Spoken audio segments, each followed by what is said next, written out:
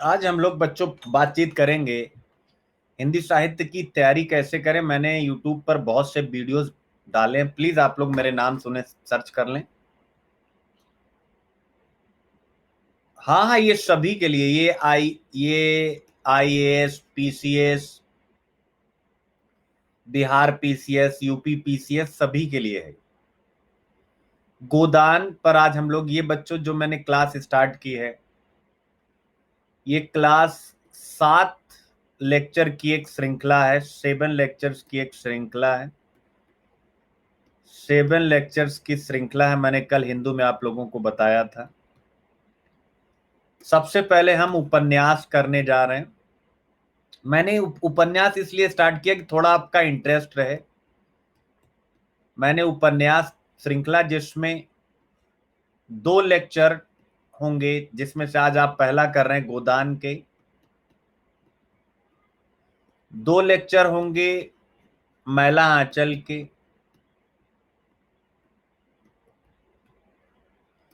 2 lecture होंगे दिव्या उपन्यास के। और 1 लेक्चर होगा महाभोज का, महाभोज उपन्यास का। तो आज का जो लेक्चर, उसका विषय है गोदान का। मेरे प्यारे बच्चों, गोदान की कथा, गोदान की कथा प्रीवियस ईयर्स क्वेश्चन के साथ। यानी क्योंकि देखिए, हमारा जब तक चिड़िया की आंख प्रीवियस ईयर्स क्वेश्चन के साथ, गोदान की कथा प्रीवियस ईयर्स क्वेश्चन के साथ, ये याद रखिएगा, गोदान की कथा प्रीवियस ईयर्स क्वेश्चन के साथ। तो आज की कथा ये है, डेली ऐसे ही हम लोग इसको करेंगे। फिर इसके बाद नाटक, फिर निबंध, यानी पहले गद्य खंड पर एक सामान्य सी चर्चा बनाएंगे, लेकिन चर्चा मेरी स्टाइल में होगी।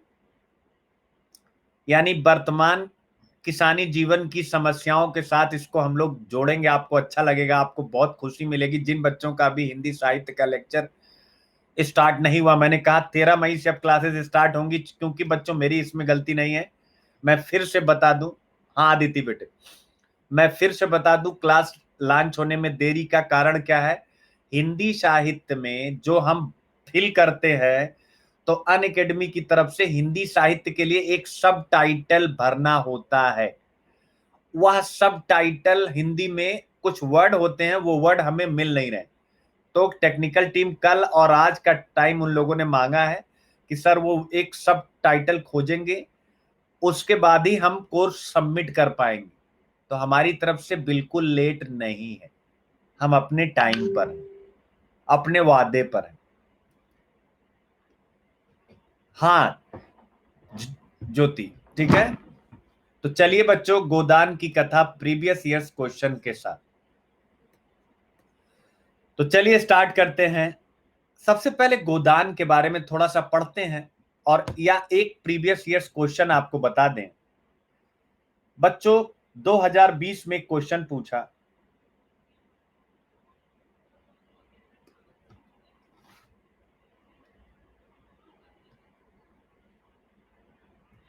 2020 में क्वेश्चन पूछा मेरे प्यारे बच्चों, 2020 का है ये, आईएएस।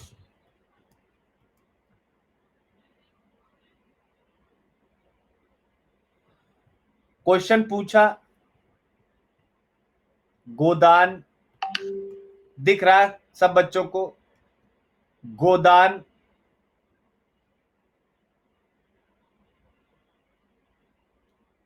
भारतीय कृषि जीवन का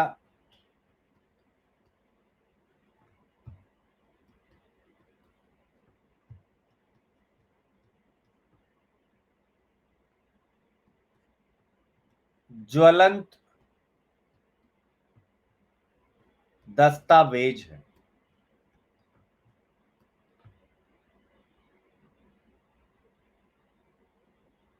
इस कथन की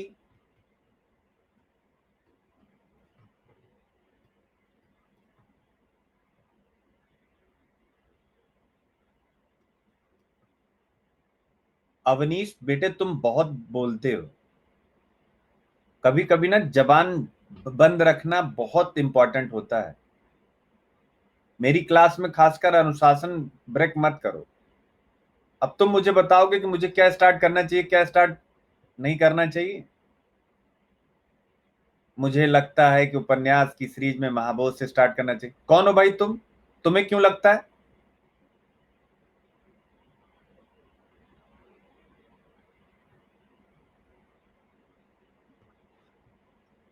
जो पढ़ा रहे हैं उस पर फोकस होने की बजाय। और अनु, जब मैं बोलूं तो ऐसे स्टेटमेंट मुझे बिल्कुल पसंद नहीं है कि सर कूल और ये वो। ठीक है, जब मैं किसी बच्चे से बात करूं तो आप लोग केवल सुनिए, उसमें मुझे समझाइए मत कि मैं कूल रहूं या मैं।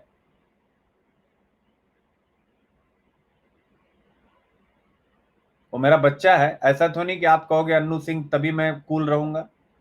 अवनीश मेरा बच्चा है, जैसे आप बच्चे हो। भले आप प्लस पे हो, वो स्पेशल पे, लेकिन वो मेरा बच्चा ही है।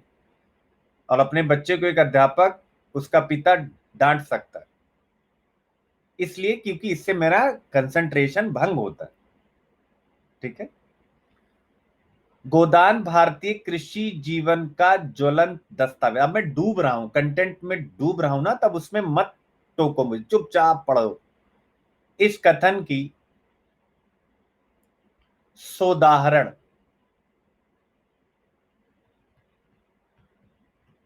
इस कथन की सोदाहरण समीक्षा कीजिए। एक काम और करो, जो बच्चे प्लस वाले हैं, अदिति बेटे, इन लोगों तक भी सूचना पहुंचा दो, आप सब लोग, कि वो लोग भी इसको क्लास लें जिनका हिंदी हो चुका है, क्योंकि इसी बहाने उनका रिवीजन होता रहेगा। ठीक है, आधे घंटे 40 मिनट की क्लास है। तो गोदान भारतीय कृषि जीवन का ज्वलंत दस्तावेज। और मेरे प्यारे बच्चों, देखिए, अब इसको आईक्यू आईपी करने जा रहा हूं।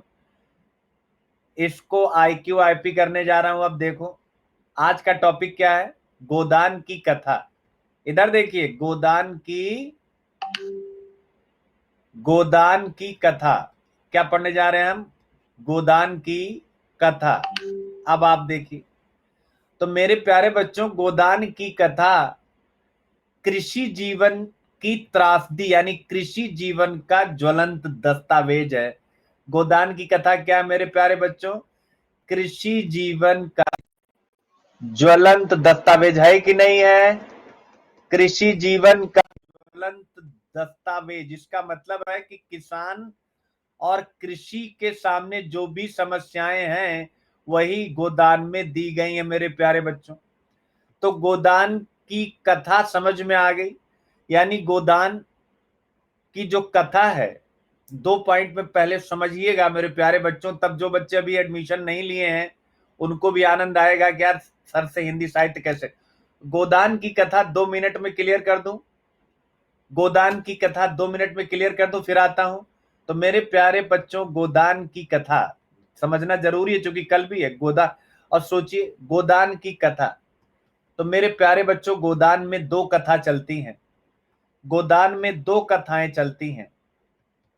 दो कथाएं चलती हैं मेरे प्यारे बच्चों। एक कथा क्या है और दूसरी कथा क्या है?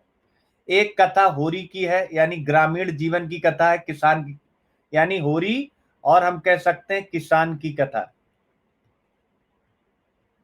या इसे हम ग्रामीण कथा कह सकते हैं। और इस ग्रामीण कथा का प्रभाव दिखाने के लिए एक शहरी कथा भी रची गई है, यानी दूसरी तरफ शहरी कथा चलती, शहरी कथा चलती है, ये याद रखेगा। और ये शहरी कथा बिल्कुल भी अलग नहीं है। आलोचक कहते हैं कि शहरी कथा लिख करके जो गोदान की आत्मा है, प्रेमचंद ने उसको कमजोर कर दिया। जी नहीं, बिल्कुल नहीं। क्यों? क्योंकि ग्रामीण जीवन का इंपैक्ट जब तक शहरी जीवन आप नहीं दिखाएंगे, आप प्रमाणित ही नहीं कर सकते। आप प्रमाणित ही नहीं कर सकते। तो शहरी कथा और ग्रामीण कथा, और दोनों कथाओं में जो लक्ष्य है वह भारतीय सीमांत किसानों की, इधर देखिए, भारतीय किसानों नहीं, भारतीय सीमांत किसानों की भारतीय सीमांत किसानों के जीवन की त्रासदी, ये सब किताबों में नहीं मिलेगा। वहां लिखता है किसानों की त्रासदी, गलत है। अगर लिखा जाएगा किसान की त्रासदी, मैं चेंज कर रहा हूं, मैं चेंज कर रहा हूं ये वर्ड। बच्चों देखिए, अभी पीछे मैंने क्या पढ़ा था, लेकिन यहां चेंज कर दिया। किसान त्रासदी नहीं, सीमांत किसानों की त्रासदी, बड़े किसानों की त्रासदी नहीं।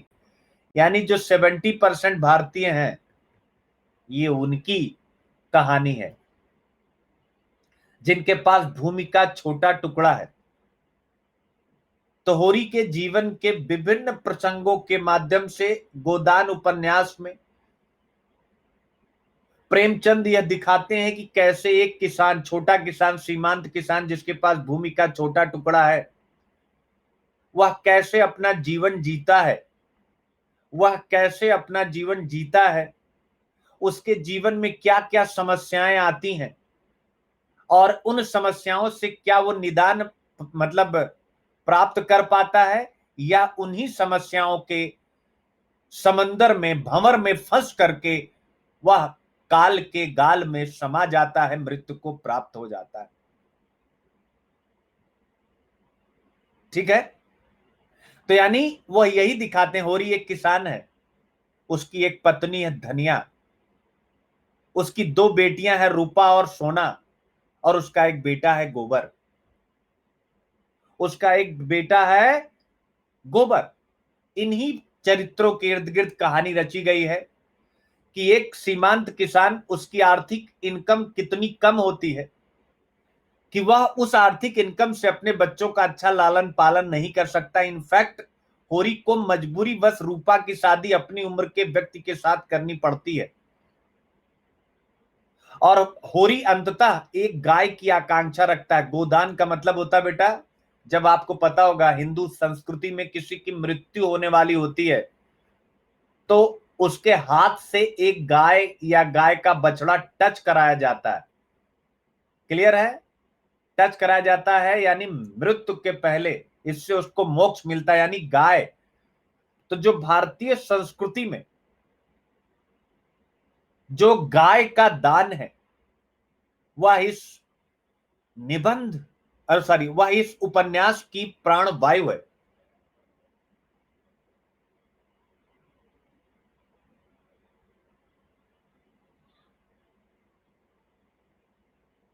ठीक है।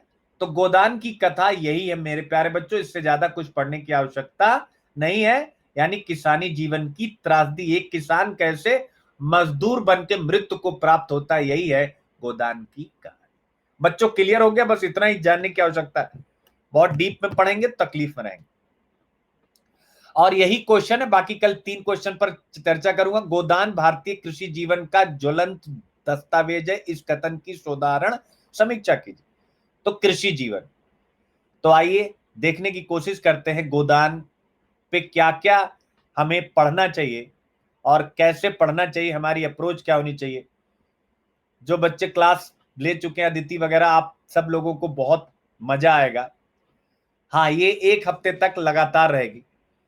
वो इसलिए क्योंकि आप लोगों को ये सुनने में मजा आएगा कि मैंने नई नई चीजें इसमें रखी हैं। इसीलिए मैं कहता हूं, किसी का प्लस कोर्स, मैं अदिति का नाम केवल इसलिए ले रहा हूं क्योंकि उसका प्लस का कोर्स कंप्लीट हो चुका, तो मतलब उसका कोर्स। तो मेरा ये कहने का मतलब है कि जिनका प्लस पर मतलब 1 ईयर 2 ईयर सब्सक्रिप्शन खत्म भी हो गया, आप डरना नहीं है, आपको मेरे साथ बने रहना है। वो मेरी जिम्मेवारी है। जब आप मेंस लिखेंगे उस टाइम आपको कोई भी चीज की कमी नहीं रहेगी। हाँ, लेकिन अगर शुरू में ही सब पाएंगे तो मुझे गालियां देंगे, क्योंकि मेरी पढ़ाने की शैली वैसी नहीं है जैसी आप सामान्यतः पढ़ते हैं। मैं थोड़ा हट के पढ़ाता हूँ।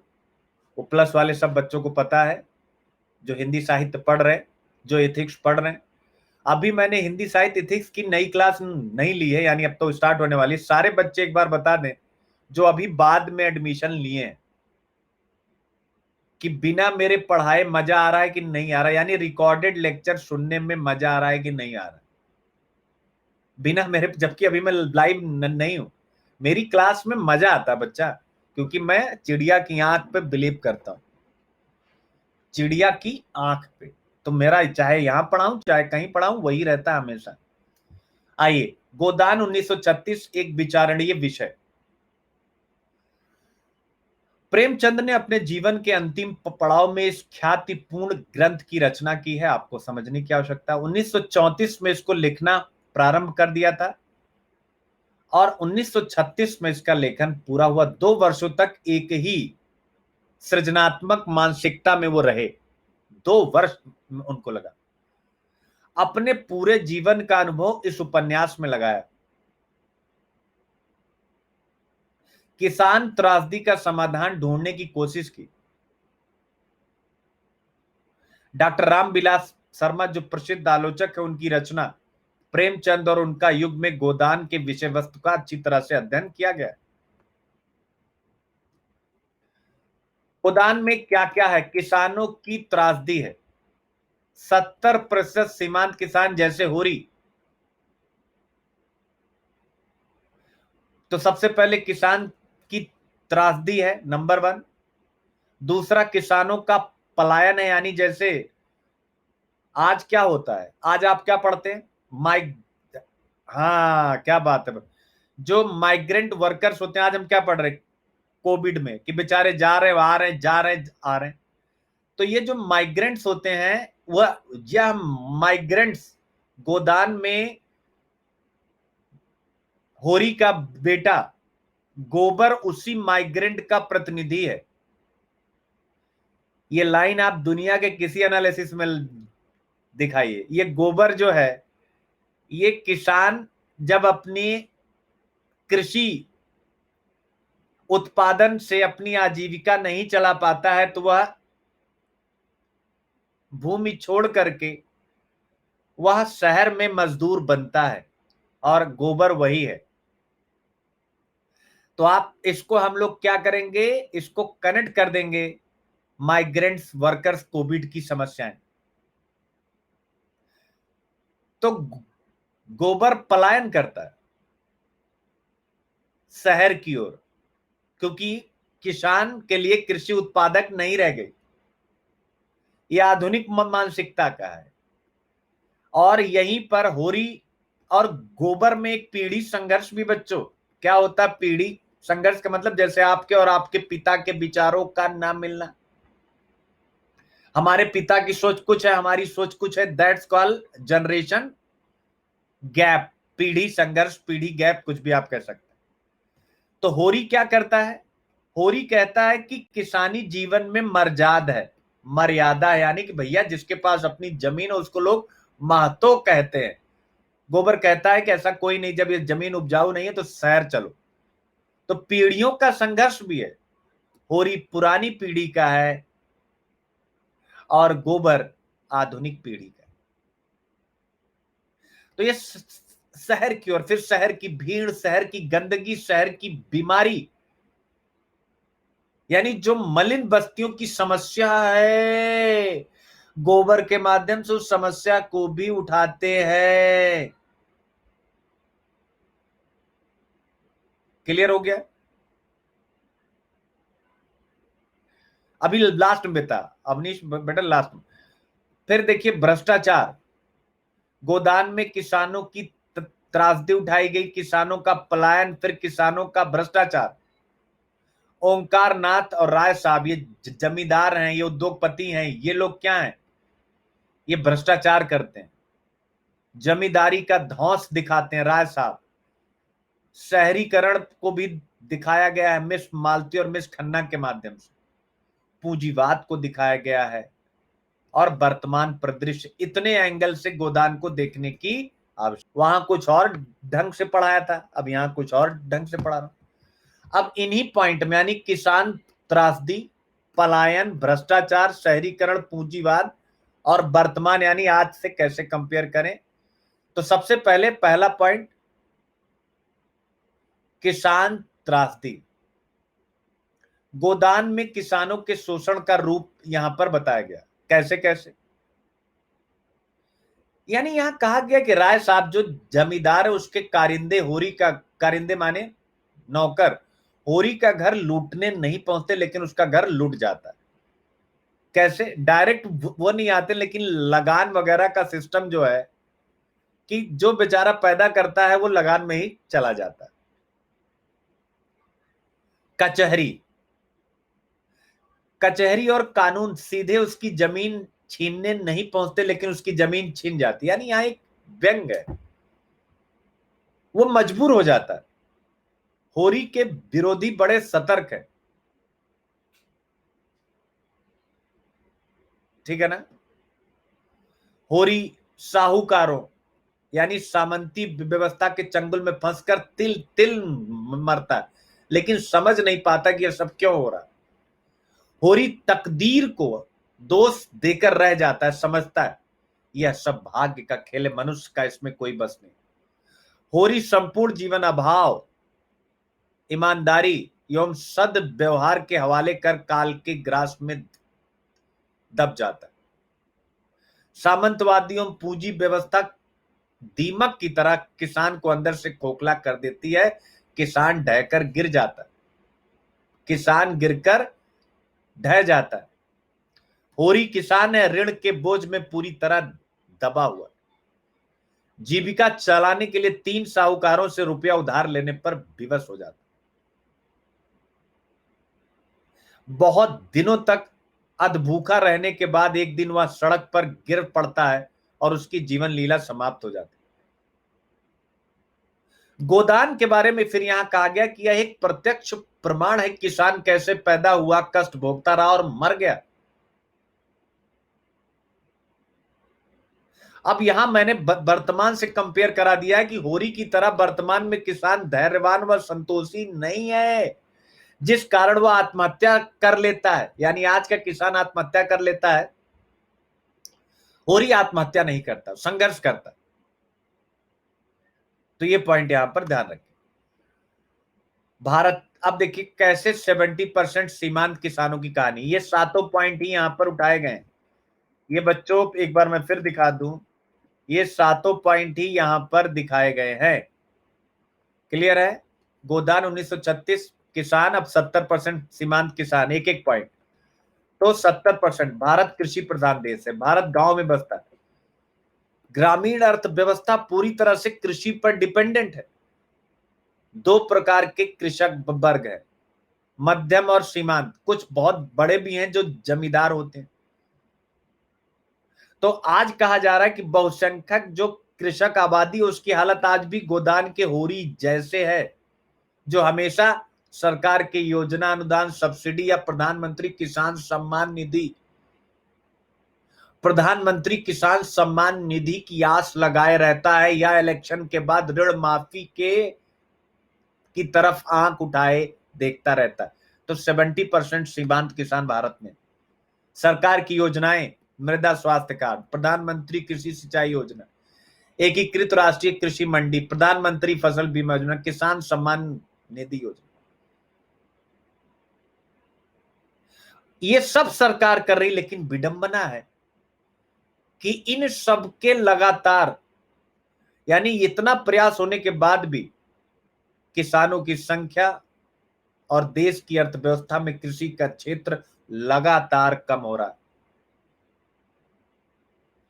Report central statistical organisation CSO, केंद्रीय सांख्यिकी संगठन क्या कहता है?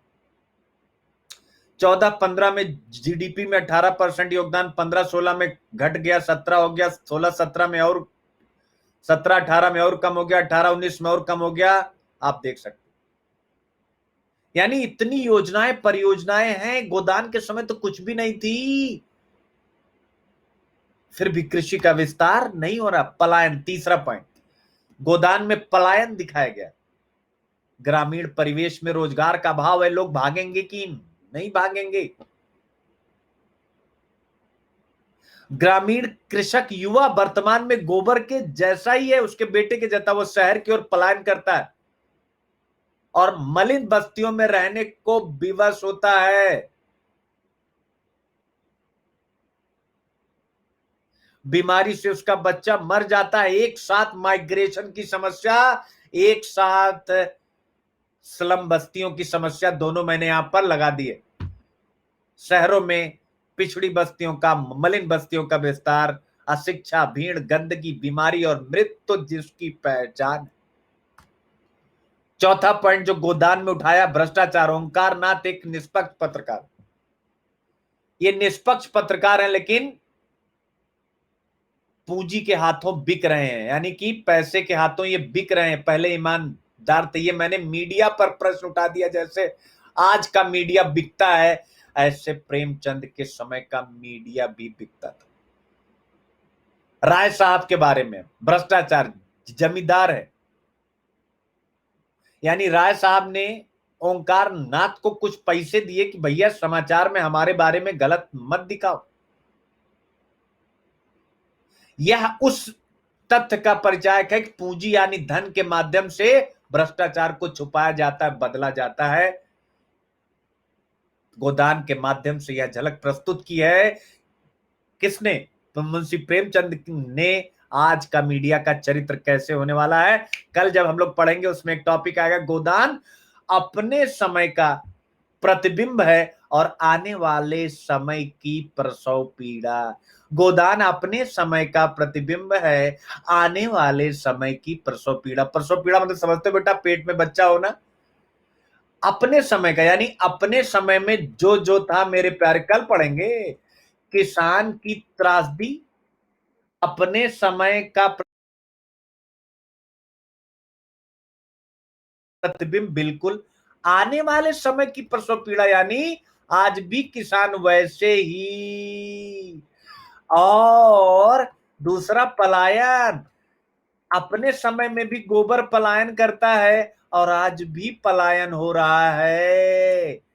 और फिर भ्रष्टाचार, यानी तब भी था और आज भी है, अपने समय का प्रतिबिंब और आने वाले समय की प्रसव पीड़ा। दोनों पॉइंट क्लियर हो रहा है? मेरी क्लास में एक लेक्चर से मैं हर चीज को घुमा सकता हूं, ये चीज याद रखे। ठीक है मेरे प्यारे बच्चों? इसलिए एकदम नहीं सोचना। और एक चीज और है, जो बच्चे एडमिशन वाले हैं वो बिल्कुल ये नहीं सोचेंगे ऑफलाइन नहीं चल पाएगा। मैं खुद ऑफलाइन का डायरेक्टर हूं, मैं अपना नुकसान क्यों करूंगा? वहां आप डायरेक्ट आएंगे तो मुझे लाखों रुपया मिलेगा, यहां आएंगे तो मुझे क्या मिलेगा? कुछ नहीं। लेकिन मैं साफ साफ कह रहा हूं कि अभी 2 साल तक क्लास नहीं चल पाएंगे ऑफलाइन, क्योंकि अगली बार ये फिर रिवर्स मारेगा। ये साल तो गया, तो जो 22 वाले हैं उनको तो पक्का एडमिशन लेना ही चाहिए। मैं नहीं कह रहा हूं मुझसे लो, जहां मर्जी हो पढ़ो। और 23 वालों को भी प्लान करना पड़ेगा, क्योंकि अगला साल भी जाएगा, ये हमेशा याद रखिएगा। क्योंकि स्पेनिश फ्लू भी 3 बार आया था। ठीक है, अब आते हैं जमींदारी। अब आते हैं जमींदारी। राय साहब जो हैं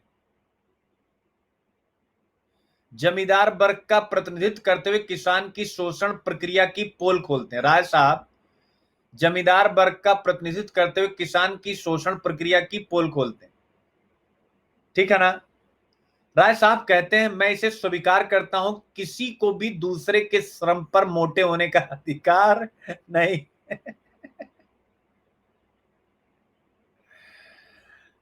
ठीक है ना? यानी कि ये शोषण बताया जा रहा है कि हम लोग ये जमींदार हैं और किसानों के शोषण पर ये मोटे हो रहे हैं, लेकिन भाषण में कह रहे हैं कि भाई हमें होना नहीं चाहिए। ठीक है ना? तो आप ये समझ सकते हैं, ये ज्ञानवान है राय साहब, जानते सब हैं, लेकिन वास्तविकता में यही सबसे ज्यादा किसानों का शोषण भी करते हैं। ये क्या है? यानी जमींदार, अब आज जमींदार तो रहे नहीं, लेकिन आज पूंजीपति वर्ग आ गए। तो यानी अपने समय के जो जमींदार हैं, पूंजीपति हैं, उनके शोषण को दिखाते हुए आज के समय की प्रसव पीड़ा, यानी आज बता रहे हैं कि आज पूंजीपति कैसे आएगा, तो यही कहेगा कि हम देश का विकास करना चाहते हैं, गरीबों तक लाभ पहुंचाना चाहते हैं, लेकिन पहले वो अपने लाभ पर काम करेगा। गरीबों को मिल गया तो बाई प्रोडक्ट होगा, उप उत्पाद होगा। ठीक है ना। तो जो जमींदार था आज वही पूंजीपति हो गया है, जो जानता है कि वो मजदूरों का, किसानों का शोषण कर रहा है, लेकिन उसके बावजूद वह इनका शोषण लगातार करना जारी रखता है। आज आप देख सकते हैं, यानी कि माइग्रेंट वर्कर्स के सामने क्या क्या समस्याएं हैं, हम लोग रोज पढ़ते हैं। शहरीकरण, पांचवा विषय उन्होंने उठाया गोदान की कथा में, शहर की कहानी। मिस्टर खन्ना, मिस्टर मिस मालती, शहरीकरण। और शहरीकरण में उन्होंने साफ कह दिया कि ये धन वाली जगह है, यानी कि शहरीकरण में केंद्र में धन है, पार्टी है, ये है वो है। शहर में खन्ना है, ठीक है ना, यानी फैक्ट्री के मजदूर हैं, लेकिन उसके साथ साथ ये सुविधा भोगी वर्ग भी है। तो शहरीकरण भी यहां कहानी में दिखाया गया। पूंजीवाद है, कौन कौन वर्ग, राय साहब जमींदार हैं, मिल मालिक हैं, खन्ना पूंजीपति वर्ग हैं, दाता दीन पंडित जी पुरोहित वर्ग हैं, मालती मेहता शहरी जन है, दुलारी सहुआइन राम सेवक ये सब साहूकार हैं। यानी कि पूरा उपन्यास प्रतिनिधि पात्रों से पटा पड़ा, पूरा उपन्यास प्रतिनिधि पात्रों से पटा पड़ा। फिर इसके बाद वर्तमान पर परिदृश्य, किसान आंदोलन आज हो रहा है, न्यूनतम समर्थन मूल्य का मुद्दा है, कर्ज में दबता हुआ किसान है, किसान आत्महत्या की आए दिन खबर है, छोटे किसान का मजदूर वर्ग की ओर पलायन हो रहा है, कृषि और संबद्ध क्षेत्र में मतलब कृषि की भूमिका लगातार कमजोर। तो आप देख सकते हैं, तो ये आज का वर्तमान परिदृश्य। तो जब हम गोदान पढ़ेंगे तो ये एक पूरा का पूरा एंगल चलेगा, ऐसे नहीं कि केवल हम ट्रेडिशनल पढ़ लिया, सब इंटरलिंक होगा। इकोनॉमिक सर्वे से, प्रधानमंत्री अरे सॉरी कृषि एवं किसान कल्याण मंत्रालय की रिपोर्ट से,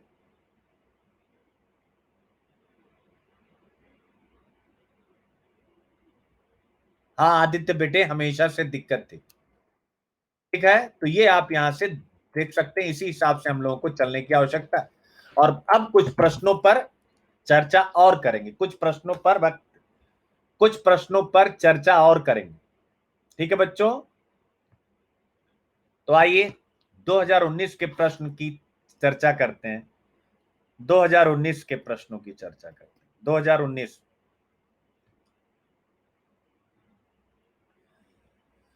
चरित्रों पर पूछा है। गोदान की धनिया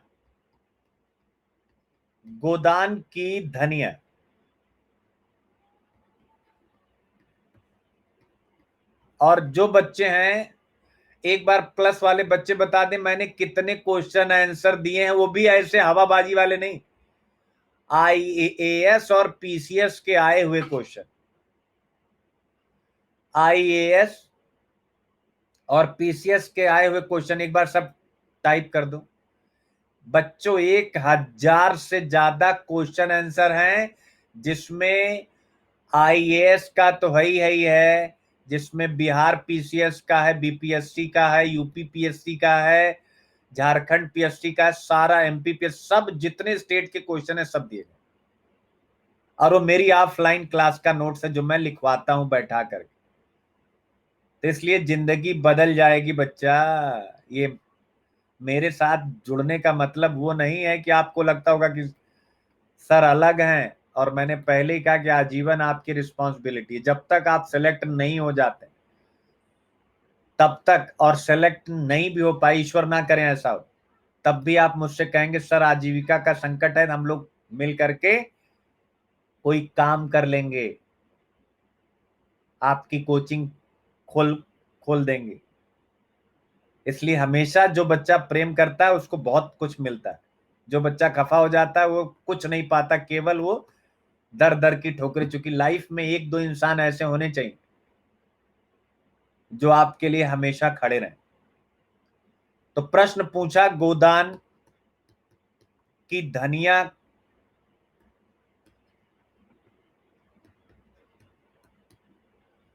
स्त्री चरित्र का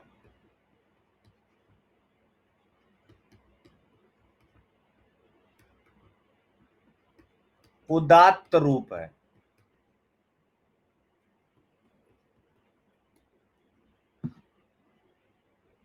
सोदाहरण प्रस्तुत करिए, यानी देखिए कभी सोदाहरण प्रस्तुत कीजिए, मतलब सोदाहरण बताइए, सॉरी। तो स्त्री चरित्र का उदात्त रूप। अब मेरे बच्चे कंटेंट में नहीं जाएंगे, चलो मैं आप लोगों को आज सिखाना चाहता हूं, जो बच्चे अभी तक हिंदी मुझसे पढ़े नहीं है, बिना पढ़े, मेरे प्यारे बच्चों एकदम बने रहिए, बिना पढ़े अगर मैं इस प्रश्न का उत्तर आपको लिखवा ले जाऊं तो क्या आप मस्त हो जाएंगे। इसमें 1 मिनट, कितने बच्चों ने अभी तक धनिया के बारे में नहीं पढ़ा है, एक बार बताइए पोल। चलिए, ए नहीं पढ़ा है, ए पढ़ा मतलब जानकारी वाला ही, घटिया वाला नहीं पढ़ा हमने जानते, नो नो झूठ, ये हुई बात।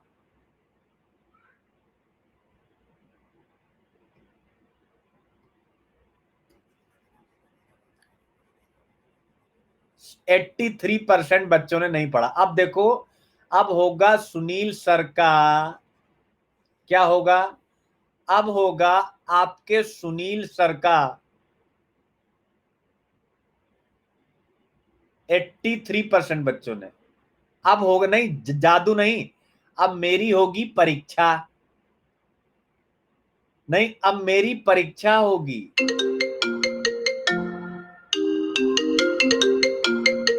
क्या होगा अब मेरी परीक्षा, ना ना ना ना, ये मेरा एग्जाम है। 83% बच्चों ने नहीं पढ़ा। अब यही तो टीचर की क्वालिटी आनी चाहिए, नहीं आई सुनील सर फ्लॉप। मैं बिना पढ़े, आपको इतना तो पता ही है कि ये, इतना तो पता ना, पहले देखिए आते क्या क्या पता, देखिए कैसे रिसोर्स मैनेजमेंट करते हैं, ये सिखाना चाहता हूं, क्या क्या पता। ये मैं क्यों सिखा रहा हूं, अपनी महानता के लिए नहीं, क्योंकि अगली बार जाओगे फिर क्वेश्चन का करेक्टर क्या रहेगा मुझे भी नहीं पता है, मुझे भी नहीं पता। ये मैं सिखाना चाहता हूं मेरे बच्चों को, जो मैं हमेशा करता हूं कि आप जो है माइंड को तैयार करिए। क्या क्या पता है, तो भैया ये पता है कि धनिया क्या है, किसान की पत्नी है। इधर देखिए, किसान की पत्नी है। कौन सा किसान, सीमांत किसान, ये तो सबको पता है, सीमांत किसान। अब आप देखिएगा, किसान की पत्नी, हमें इतना पता है। अब जरा, अब क्या कह रहा है, उदात्त रूप है, यानी गरिमा मारी, स्त्री का करेक्टर का, स्त्री चरित्र का अच्छा रूप है। अब जरा सोचिए, आपको केवल इतना पता है। अब जरा अपने अपने क्षेत्र में याद करिए, उदात्त चरित्र यानी गरिमामयी चरित्र, उदात्त यानी अच्छा, गरिमा वाला, यानी यहां गरिमा का मतलब क्या होगा, बिना पढ़े। अरे भाई, गरिमा का मतलब क्या होता है, हमें गलत मत कहना। अपने हक और अधिकार को जानना, हक और अधिकार को जानना और मांगना, कि हम छोड़ेंगे नहीं, यानी उदात्त गरिमा, हक और अधिकार को जानने वाला, अपनी अस्मिता को समझने वाला, उदात्त चरित्र। ये भी पढ़ने की आवश्यकता नहीं। तो अब आप अपने अपने गांव में याद करिए, अपने अपने गांव में याद करिए कि जो स्त्री अपने खेतों पर किसानी करती है, उस स्त्री का चरित्र कैसा होगा। तो क्या हम लिख सकते हैं, यथार्थ चरित्र होगा वो। यथार्थ यानी वो रियलिटी में जिएगा, आदर्श में नहीं जिएगा। दूसरा, वह साहसी होगा। तीसरा क्या होगा, निर्भीक होगा, होगा कि नहीं होगा। फिर क्या होगा, क्लियर है, पितृसत्ता को स्वीकार करने वाला होगा, पितृसत्ता को स्वीकार करने वाला होगा, शोषण को बर्दाश्त ना करने वाला होगा।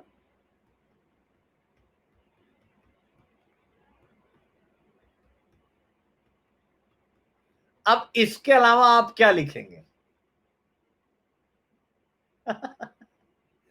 अरे भैया गौरव, यथार्थ चरित्र यानी कि जो सच्चाई उसी को स्वीकार करती। सच्चाई को स्वीकार कैसे करती है?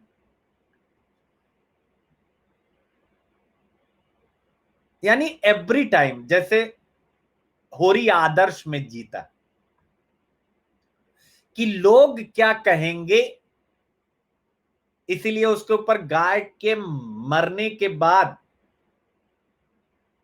गाय के मरने के बाद जब उसके ऊपर आरोप लगता है कि गाय के लिए डांड यानी दंड दे, तो वो होरी धनिया मना करती है कि नहीं।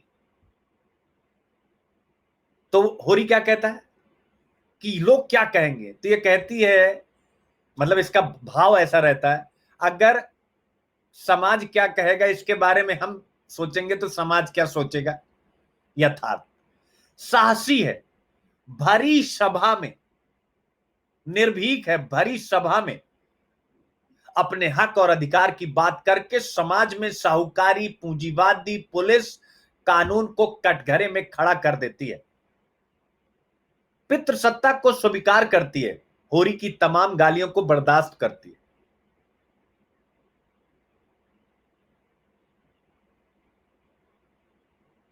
शोषण को किसी भी रूप में बर्दाश्त नहीं करती। फिर उसकी भाषा चूंकि परिस्थिति जन्य भाषा है, तो भाषा में औदात्य नहीं है, भाषा में संघर्ष है। लेकिन यह औदात्यता की एक नई परिभाषा है कि जहां पर कष्ट है, संघर्ष है, वहां पर आप मर्यादा पुरुषोत्तम श्री राम की तरह की भाषा की उम्मीद नहीं कर सकते। खत्म हो गया। अब जब आप पढ़ेंगे तो यथार्थ का, साहसी का, निर्भीक का, पितृसत्ता का एक एक उदाहरण डाल देंगे, 200 शब्द कंप्लीट हो गया। अब बताइए, जो 83% नहीं पढ़े थे, तो क्या आपने ऐसी स्त्री के बारे में नहीं देखा जो अपने खेतों पे काम करती है? जो अपने खेतों पर काम करती है वो कैसी होती है? ऐसी ही तो होती है। अब आप देखें, यही यूपीएससी है, यही यूपीएससी की औकात है, यही यूपीएससी है, यही यूपीएससी की औकात है। लेकिन हम लोगों ने क्या किया है? गलत पढ़ाई। मैं हमेशा कह रहा हूं 22-23 वालों, ऑप्शनल एथिक्स ऐसे, ऑप्शनल एथिक्स और ऐसे, अगर ये 3 पार्ट आप कंप्लीट कर लेंगे और हिंदू पढ़ते रह गए, कोई माई कलाल आपको यूपीएससी में रैंक लगाने से रोक जाए। लेकिन आप पढ़ते रहिए, सुबह से शाम क्लास एनसीईआरटी और ये पढ़िए, तो जो मेरे बच्चे हैं, जो मैं कह रहा हूं, केवल वही फॉलो का मतलब होता है बेटे, जैसे साहसी और निर्भीक, करेजियस, अपनी बात को भरी सभा में कहने की क्षमता है। निर्भीक है, उसके अंदर भय नहीं है, ना साहूकार से, ना पूंजीपति से, ना ही पुलिस से, ना ही थाने से। क्यों? क्योंकि वह जीवन के सत्य को जानती है।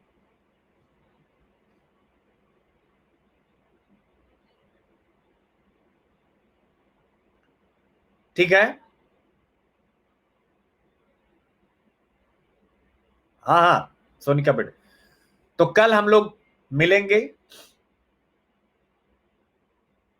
पितृसत्ता, हाँ, एक अच्छा प्रश्न है राहुल का, अच्छा प्रश्न है कि सर जब वो साहसी थी, यथार्थवादी थी, निर्भय थी, तो फिर पितृसत्ता को स्वीकार क्यों कर रही थी? बच्चों, पितृसत्ता को इसलिए स्वीकार कर रही थी, एक छोटा सा उदाहरण बताता हूं। उपन्यास की शुरुआत में ही, उपन्यास की शुरुआत में ही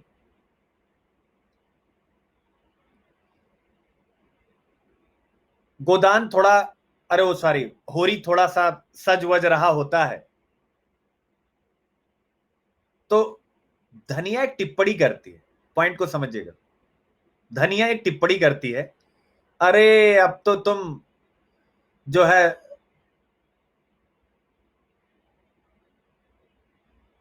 इस उम्र में सज रहे हो।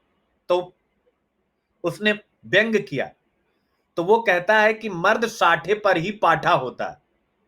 किसने कहा? होरी ने कहा मर्द 60 है, यानी जब 60 की उम्र होती है तो वो पट्टा होता है, होरी ने कहा। तो उसी समय धनिया कुछ कमेंट करती है।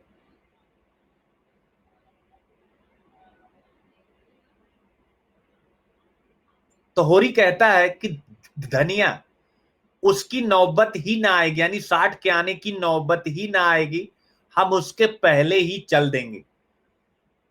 यह शब्द सुन करके धनिया हतप्रभ रह जाती। और तब वहां पर प्रेमचंद ने बताया है कि हिंदू संस्कृति में या भारतीय संस्कृति में पति पत्नी के लिए कितना महत्व रखता है। तो यहां पर पितृसत्ता का अर्थ नकारात्मक नहीं है। जिस तरह की हमारी सामाजिक संरचना थी, उसमें जो है वो अपने पति को सर्वोच्च मानती थी, लेकिन समय समय पर वह उसकी बातों का खंडन भी करती थी। क्लियर हो गया बच्चों?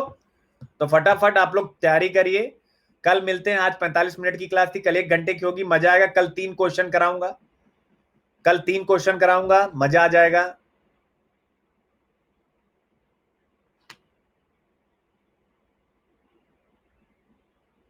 और मिलते हैं छोटे से ब्रेक के बाद शाम को हिंदू में। बाय बाय बच्चों।